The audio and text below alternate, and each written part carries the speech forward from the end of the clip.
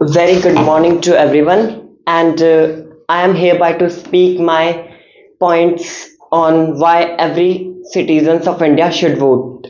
As we all know, India is one of those largest democracy in the world, and the slogan of India, the government of the people, for the people, by the people, holds true only when the whole citizen of India comes together and takes participate in the election process and the right to give vote and choose whom they want to exercise their franchisee in India is one of those phenomenal thing as a citizen we can get. And uh, we have to decide whom we want to carry the responsibility and the burden of our nation. It is also our privilege, like we get a chance to decide who will be better for our country's growth. And however, there has been disconnect between the voters and election process.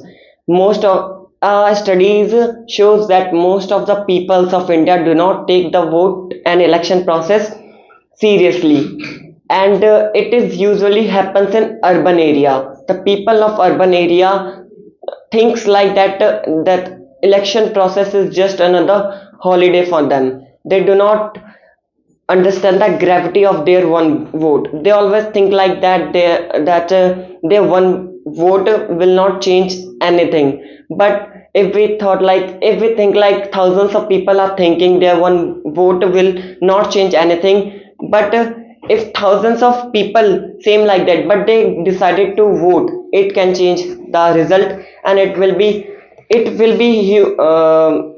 good for our country as well, because in India the highest voting percentage was 66 percentage out of 100.